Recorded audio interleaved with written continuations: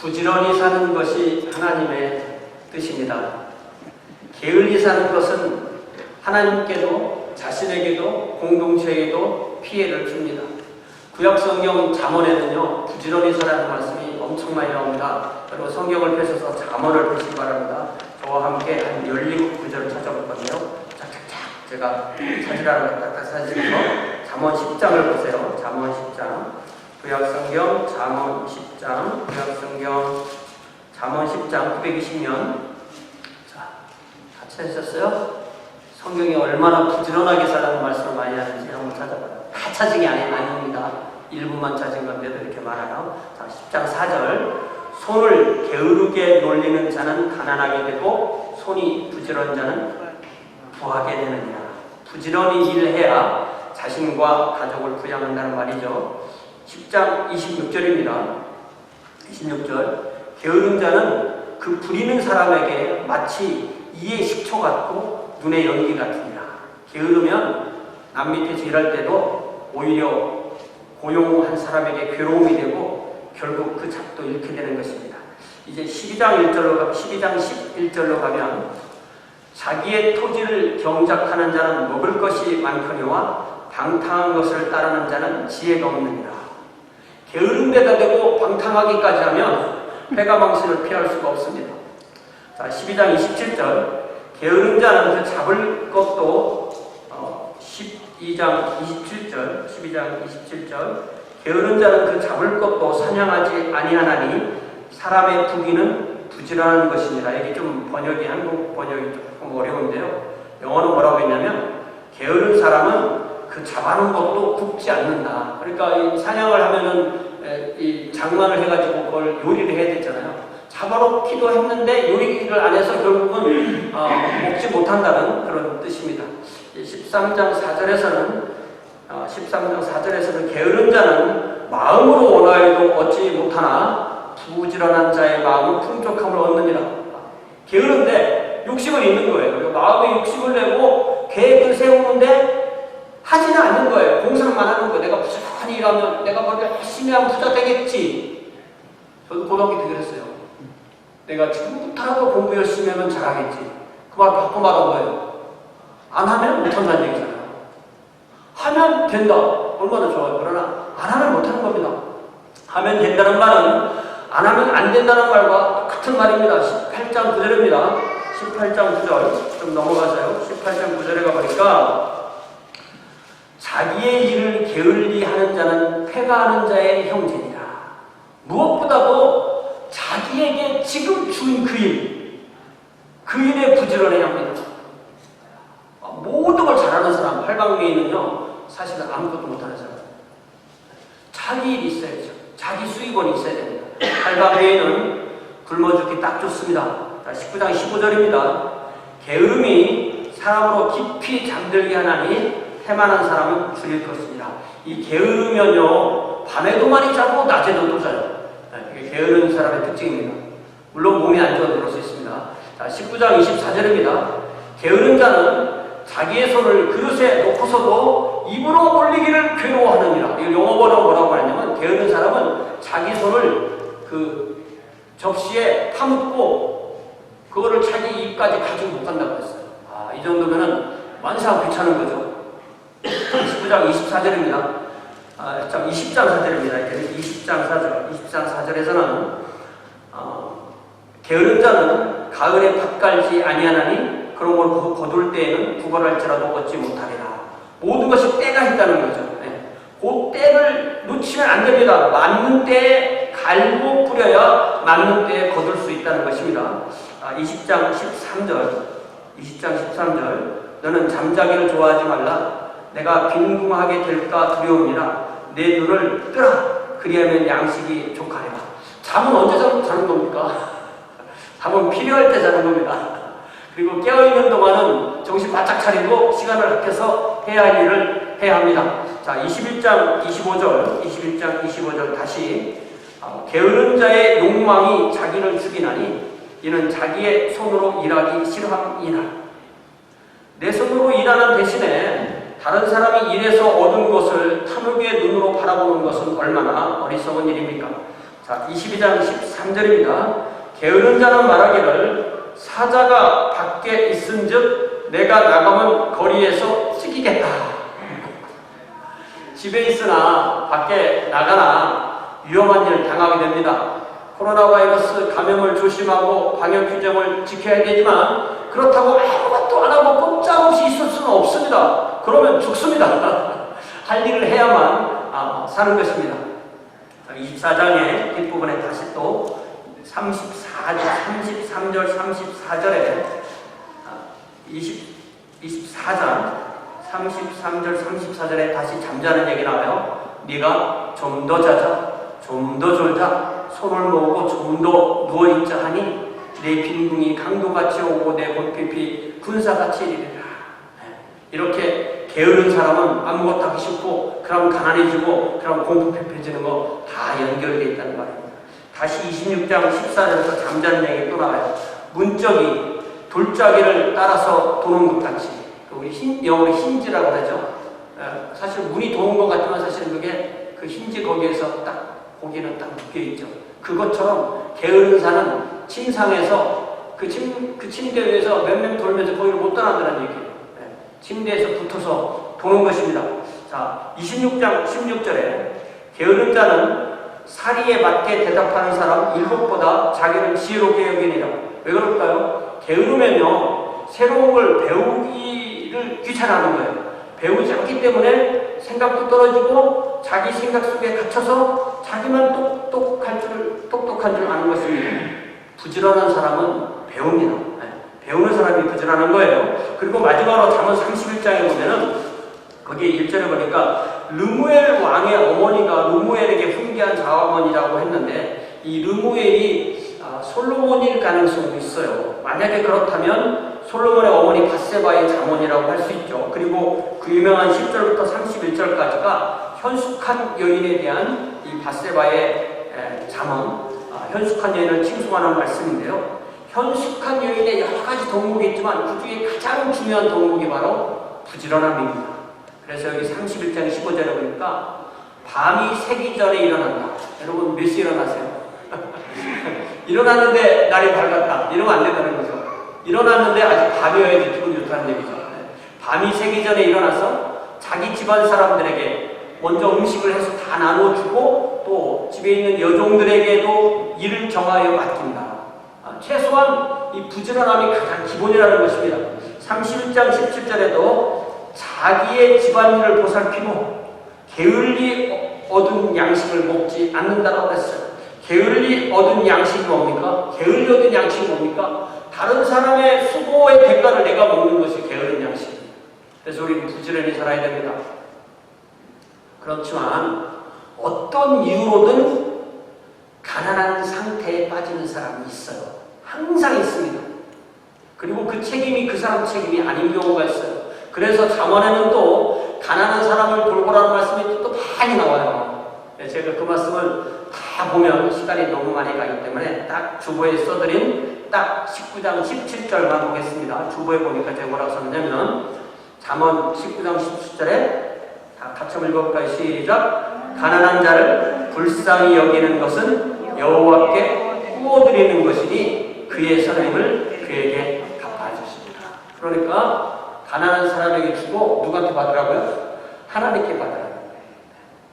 내가 이 사람에게 줬으니까 이 사람에게 받아야 돼. 꼭 그 사람에게 받아야 돼. 그게 아니에요. 나도 나를 도와준 사람에게 다 갚지 못했어.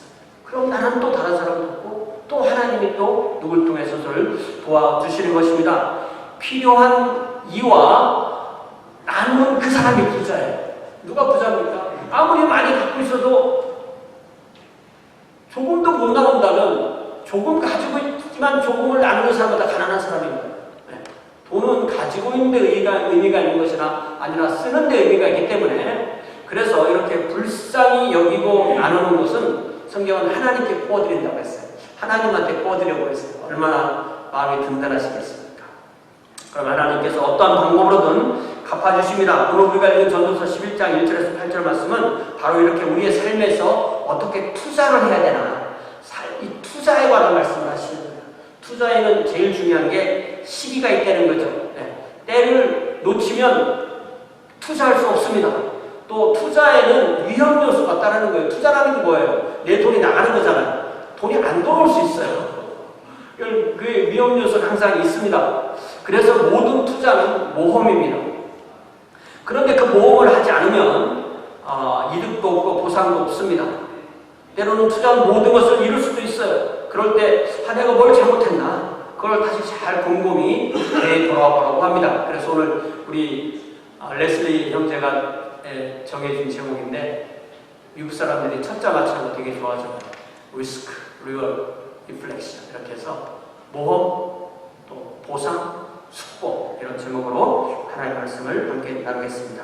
1절에 보니까 떡을 물 위에 던져라. 이게 좀 이렇게 어렵게 느끼잖아요. 떡이라는 것은 결국 빵이잖아요. 빵이 밀에게서 오는 거잖아요. 그러니까 밀이 씨가 되는 밀을 물 위에 던지라는 게 무슨 말이냐면은 비가 와서 물이 이렇게 고여 있다면 만약에 어떤 그런 밭에 물이 이렇게 고여 있다면 거기에 밀씨를 이렇게 던지면 밀이 씨가 무거우니까 그것이 먼저 가라앉고 그 위에 이제 물이 다 증발하거나 빠져나가고 난 뒤에 물 속에 있었던 그런 많은 퇴적물 같은 것이 적당히 덮어주고 나면 이제 씨가 발하려면 뭐가 있어야 돼요? 공기, 온도, 물 이 세 가지 있으면 싹 발하면 거기에서 또 영양분을 얻고 또 햇빛을 받고 따스해서 잘 자라게 된다. 그 시대에 특별히 이집트 나일강 주변이나 이런 데 농사하는 방식을 이렇게 내 씨를 물 위에 던져라. 그런데 왜 그걸 씨라고 안 하고 빵이라고 했을까요? 근본적으로 이 씨와 우리가 먹는 음식은 같다는 얘기예요. 그러니까 내 음식을 물 위에 던져라 이렇게 번역을 할 수가 있거든요. 이렇게 이 농사는 투자예요. 농사는 농지에 노동을 해서 비료를 뿌리고 씨를 먼저 쏟아 붓아야 됩니다. 그래서 농사는 심은 것을 거두는 거예요. 하나를 심어서 최소한 30을 거둘 수 있고 또 잘 되면 60도 거둘 수 있고 정말 대풍이 들면 100배도 거둘 수 있습니다. 그래서 내가 먹을 것을 먹지 않고 땅에 파묻는 것이 바로 농사예요. 새나 동물이 와서 그 씨를 다 먹을 수도 있습니다. 가뭄이 들어서 완전히 흉작을 할 수도 있습니다. 메뚜기 떼가 몰려와서 뿌리까지 다 갉아먹을 수도 있습니다. 그러니 농사는 모험이죠. 그러나 이 모험을 하지 않으면, 모험하고 투자하지 않으면 수확도 없는 것입니다. 그래서 아무리 배고파도 그 씨는 먹는 게 아닙니다. 그래서 배고파도 씨는 뿌려야 됩니다. 울면서라도 뿌려야 됩니다. 제가 무슨 말씀을 인용하려고 이만한지 알겠죠? 시편 126편 5절 6절에 눈물을 뿌리며 씨를 뿌리는 자는 기쁨으로 거두리로다. 울며 씨를 뿌리러 나가는 자는 반드시 기쁨으로 그 곡식단을 가지고 돌아옵니다. 이게 무슨 말이에요? 내가 오늘 씨를 뿌리러 갔는데 그게 하루 사이에 다 자라서 저녁 때 갖고 온다는 얘기 아닙니다. 씨를 뿌리면 최소한 아무리 빨리 자라도 석 달, 넉 달, 5달이 지나야 곡식을 갖고 옵니다.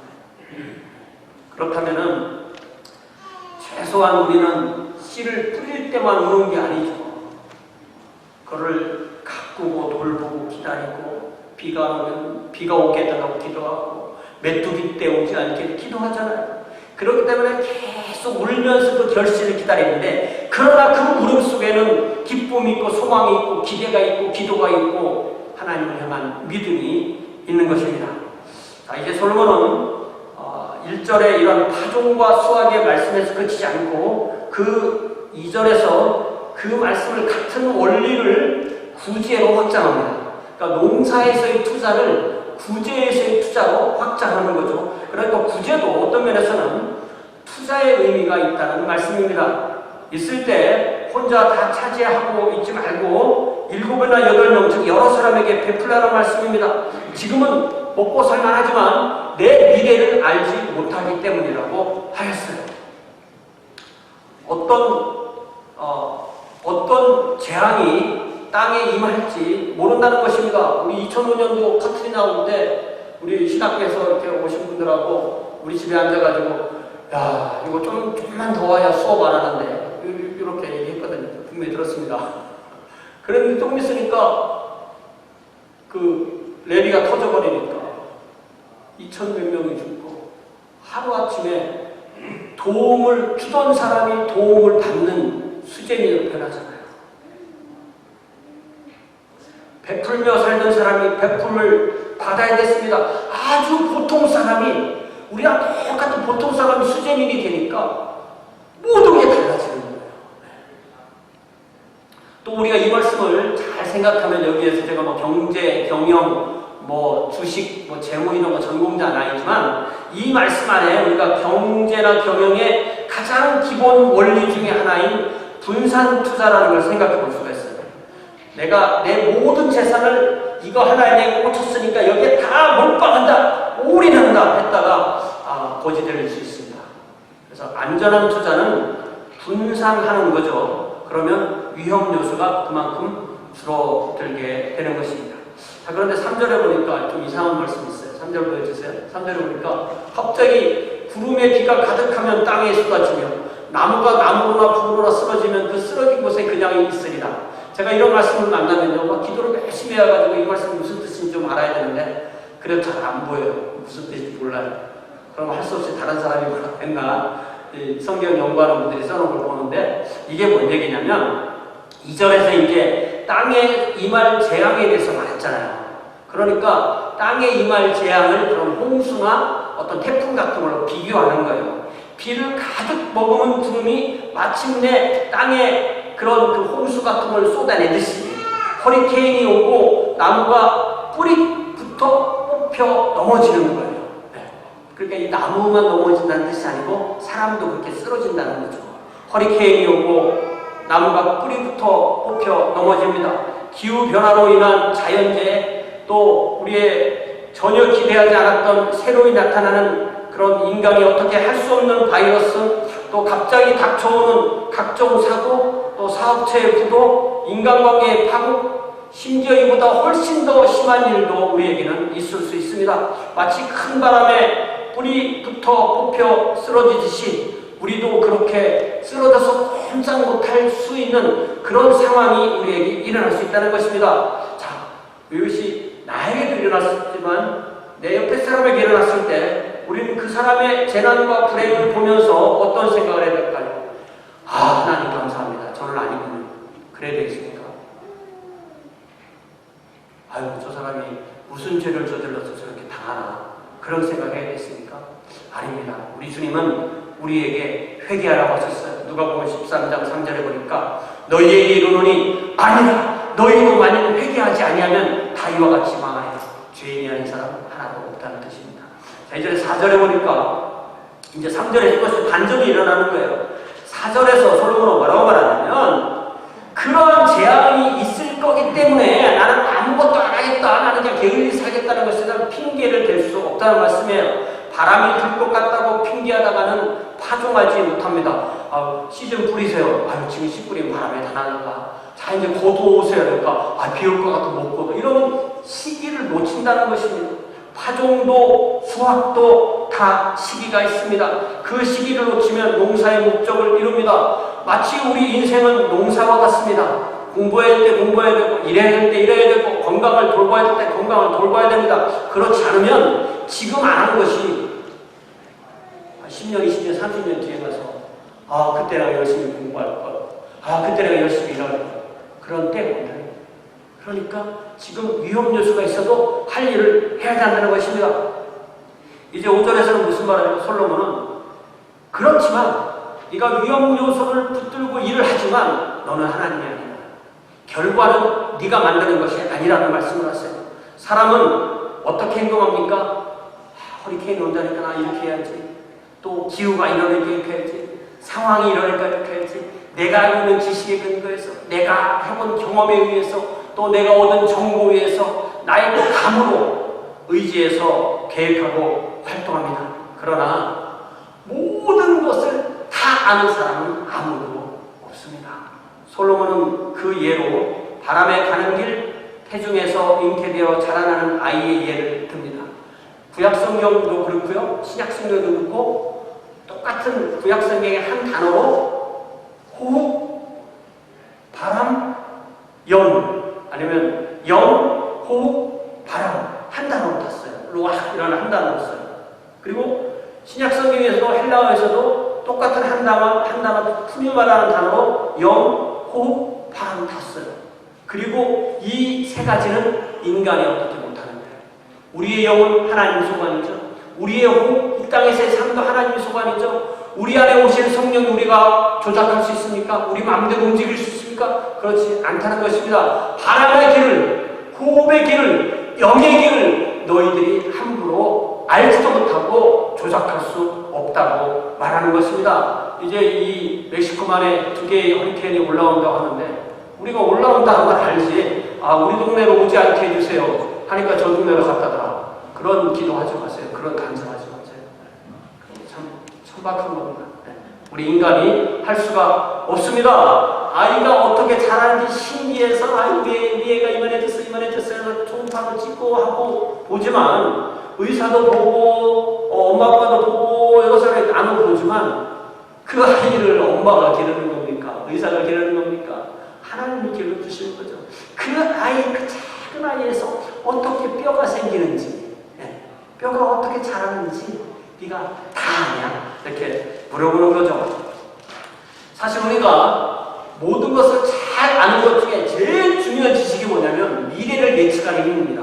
미래를 예측하는 힘. 정말 미래를 100% 정확하게 맞추면, 저는 한 번도 안 해봤지만 주식 투자를 조금 하면 떼부자가 될 수 있습니다. 미래를 정확하게 알면.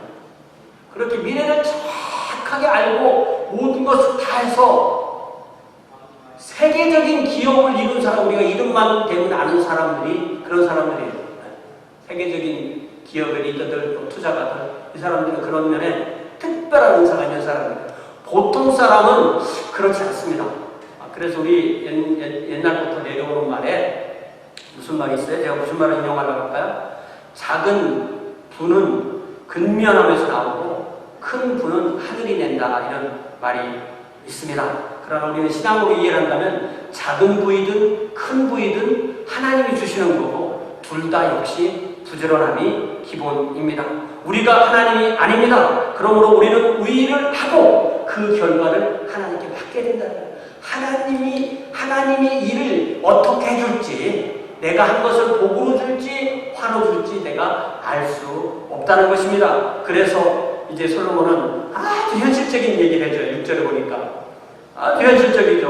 뭐라고 말해요? 너는 아침에 씨를 뿌리고 저녁 때도 뿌리고 이게 잘 될지, 아침에 뿌린 게 잘 될지 저녁에 뿌린 게 잘 될지, 혹 둘이 다 잘 될지, 혹 둘 다 안 될지, 그 말씀 없어요. 그 말씀 없지만 둘 다 안 될 수도 있잖아요. 그죠? 네. 우리가 모른다는 거예요. 우리가 몰라요. 모르기 때문에 어떻게 해야 돼요? 더 많이 뿌려야 한다는 말씀입니다. 우리가 할 일을 다 하고 그 결과를 하나님께 전적으로 맡게 한다는 것입니다. 제가 욕심이 많아가지고요, 뭐 씨를 뿌리고 뭘 하다 보면 모종을 여기도 짓고 여기도 짓고 막 심어요. 동네 보면. 그러면 결국 살아남는 건 한두 개예요. 살아남는 건 한두 개입니다. 근데 만약에 한 개를 심었어요. 그 한 개도 지금 아무것도 안 남는 거죠.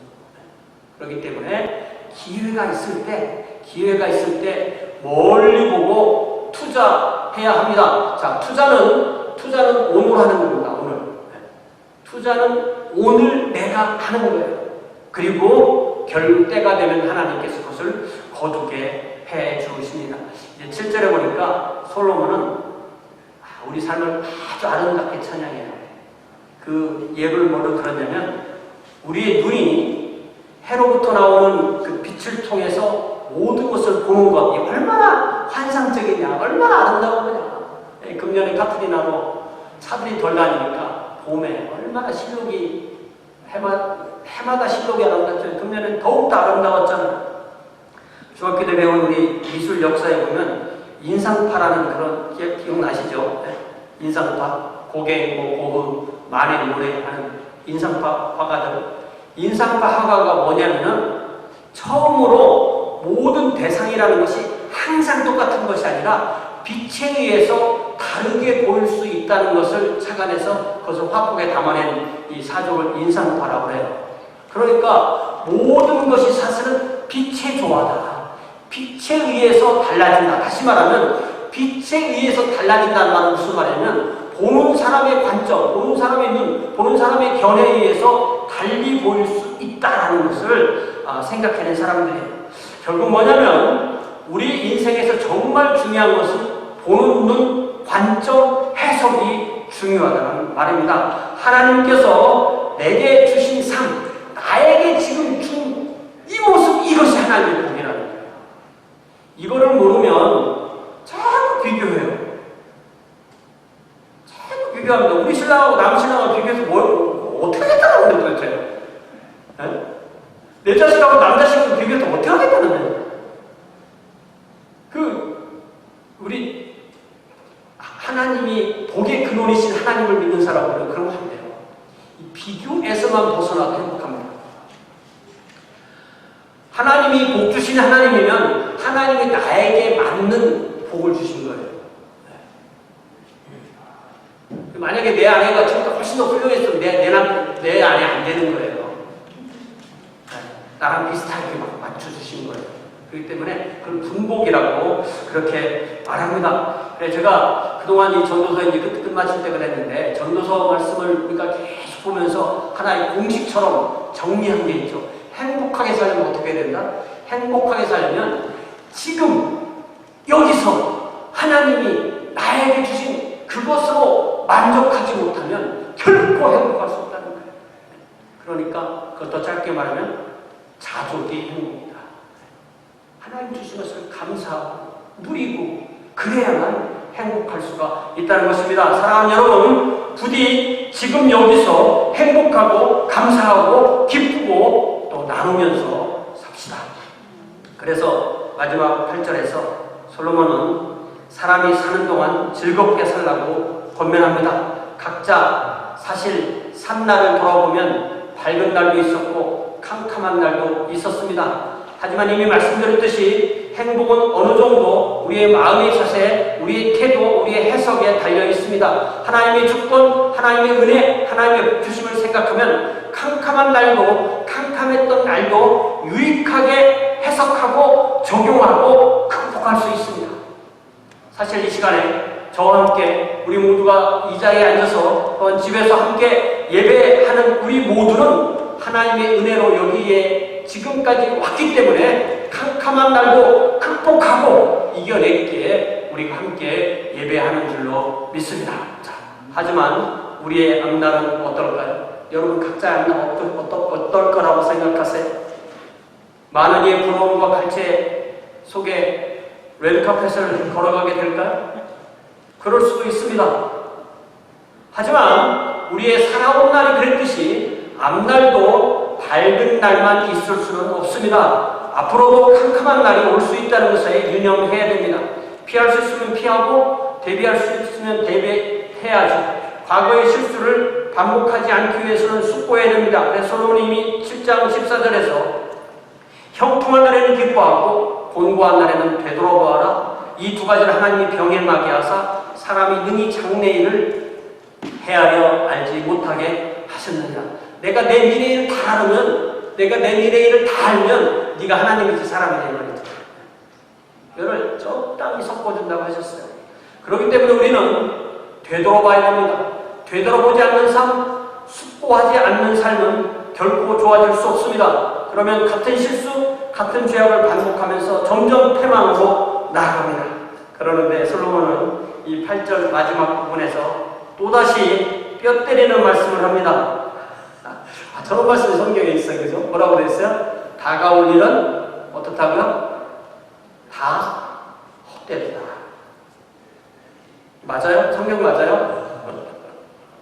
모든 희망과 모든 소망과 모든 꿈을 짓밟아버리는 잔인한 말씀처럼 들리지 않습니까? 우리는 이 말씀을 어떻게 이해할까요? 솔로몬의 관점에서 볼 때 이제 솔로몬은 완전히 늙었어요. 완전 노년입니다. 그러니까 이 문맥 안에서 솔로몬은 이제 전도서의 결말을 내면서 자기처럼 이제 인생을 다 산 사람과 아주 청년들, 뭐 한 15에서 뭐 35 이렇게 청년들과를 비교를 해요. 그러면서 솔로몬이 말하고 싶은 것은 사람이라면, 그 사람이 사람이라면 누구라도 생로병사를 피할 수 없다는 얘기를 하는 거죠. 태어나면 즉각 나이를 먹습니다. 8 months old. 나 지금도 잘 감이 안 와요. 그걸 자꾸 8개월 늙었다 이렇게 하고 싶어요. 그 뜻이 아닙니다. 8개월 먹었어요, 말이에요. 그러나 어쨌든 아무리 어려도 왔다 갔다 아무리 어려도 이렇게 늙는 방향으로 가는 거예요. 그러니까 태어났으면 뭐라고요? 노가 온다는 거. 그러면 사가 오는데 노와 사 사이에 반드시 병이 온다는 거예요. 반드시. 그러니까 병으로 죽지 않는 사람 아무도 없는 거예요. 그러니까 이 솔로몬은 결국은 사람은 이 생로병사라는 것에서 벗어날 수 없다. 다가올 일이 다 헛되다는 것은 이 늙어가는 것, 그리고 병드는 것, 그리고 죽음을 말하는 것입니다. 그것이 다 헛되다는 것입니다. 그러니까 우리는 어떻게 살아야 할까요? 허무주의로 갈까요? 그게 아닙니다. 우리는 아직 기회가 있기 때문에 함께 주님 앞에 예배합니다. 우리에게는 살 기회가 있습니다. 그러나 어느 누구도 자기가 이 땅에서의 삶을 얼마나 더 오래 남겨두었는지 알지 못합니다. 그래서 다시 한번 말씀드리지만 여기서 오늘을 살며 누리며 뿌려야 합니다. 그래서 사도 바울은 제가 저번에 써드린 대로 갈라디아서 5장 뒷부분에서는 크게 죄의 본성을 위해서 심는 사람, 그리고 성령을 위해서 심는 사람으로 구별해 얘기해줘요. 네 인생을 죄에다 투자하면 이렇게 돼. 네 인생을 성령께 투자하면 이렇게 돼. 그렇게 대조를 해준 다음에 6장 7절에서 뭐라고 말씀하시냐면, 자, 주보에 있는 6장 7절 같이 한번 읽어봐요. 시작. 스스로 속이지 말라. 하나님은 업신 여김을 받지 아니하시나니 사람이 무엇으로 심든지 그대로 거두리라. 하나님 믿습니다. 콩 심으면 판다고 팥 심으면 콩나는 걸 믿습니다. 이거 하나님께 사기치는 거라는 거예요. 육체를 위하여 심고 성령을 위하여 거두기를 기대하거나 성령을 위해 심으면 반드시 성령을 위해서 하나님께서 성령의 열매를 맺게 해주신다는 말씀입니다. 그래서 계속해서 8절에서 뭐라고 하시냐면은 자기의 육체를 위하여 심는 자는 육체로부터 썩어질 것을 거두고 성령을 위하여 심는 자는 성령으로부터 영생을 거두리라. 예수님을 구주 주님으로 믿고 고백하고 따르는 것이 성령님을 위하여 심는 것입니다. 그러면 성령님의 도우심으로 주님 닮는, 주님처럼 주님을 닮아가는 사람으로 살 수 있습니다. 주님처럼 사는 삶은 어떻게 사는 것입니까? 계속해서 6장 9절에서 착하게 살아가요. 그 사람은 착한 사람이고 아니에요. 그 말이 아니에요. 성격이 얼마나 모질든 어쨌든 예수님 믿는 모든 사람은 착하게 살아야 됩니다. 착하게 사는 겁니다. 그래서 9절에서 뭐라고 말하냐면 우리가 선을 행하되 낙심하지 말지니 포기하지 아니하면 때가 이르면 거두리라. 똑같은 말이죠. 씨뿌리라는 얘기예요. 투자하라는 얘기입니다. 오늘 심고 내일 거두는 것이 아닙니다. 사실 우리는 언제 거둘지 모릅니다. 농사는 거두는 때가 있어요. 그러나 다른 일들은 언제 결과가 날지 모릅니다. 우리는 심고 물 주고 거름 주고 가까이 됩니다. 그 거두는 때는 하나님이 하십니다. 하나님께서 하나님의 때 하나님의 방법으로 거두게 해주십니다. 그렇기 때문에 포기하지 말아야 됩니다. 포기하지 아니하면, 지쳐 쓰러지지 아니하면 거둘 때가 온다는 것입니다. 그래서 우리 어떻게 살자고 10절에 보니까 그러므로 우리는 기회 있는 대로 모든 이에게 착한 일을 하되 더 믿음의 가정들에게 할지니라. 무슨 말이에요? 기회 있을 때 가족한테 먼저 잘해라. 니네 성도들끼리 싸우지 말고 성도들한테 먼저 잘해라. 사랑, 서로 사랑해라. 서로 사랑해야 너희가 내 제자인 것을 세상이 알지. 이렇게 말씀하신 거 아니에요? 그러니까 우리 교회 안에 외로운 사람, 우리 교회 안에 아픈 사람, 우리 교회에 가난한 사람, 우리 교회에 힘든 사람이 없게 우리에게 기회가 주어질 이때 우리가 섬깁시다. 이 섬길 수 있는 기회, 심을 수 있는 기회, 씨를 뿌릴 수 있는 기회가 항상 오는 것이 아닙니다. 기회가 왔을 때 섬기세요. 착한 일로 섬기세요. 착한 일로 심으세요. 그리고 보상은 내가 이 사람한테 심었으니까 이 사람이 나에게 보상하겠지. 기대하지 마세요. 하나님께서 갚아주시지 않았어요. 하나님께 맡깁시다. 먼저 가족과 성도부터 섬기세요. 그럴 때 우리가 주님의 제자로 드러나게 되는 것입니다. 이제 이 한 주간도 이렇게 섬기며 살겠다고 그렇게 하나님 앞에 결단한 기도를 할 건데, 이제 우리 집사님께서 찬송 한 절을 반주하시는 동안에 이 한 주간도 이렇게 내가 선한 것으로 심게 해주세요. 심는 것은 버리는 것입니다. 투자하는 거예요. 이룰 수 있어요. 모험이 있어요. 그러나 투자하지 않으면 돌아오지 않습니다. 우리가 가진 인생으로 이렇게 투자하고 또한 베풀고 섬기겠다고 결단하는 귀한 기도를 드립시다. 우리 주님께서 주님의 때에 선하게 덮으실 줄 믿습니다. 다 함께 기도하겠습니다.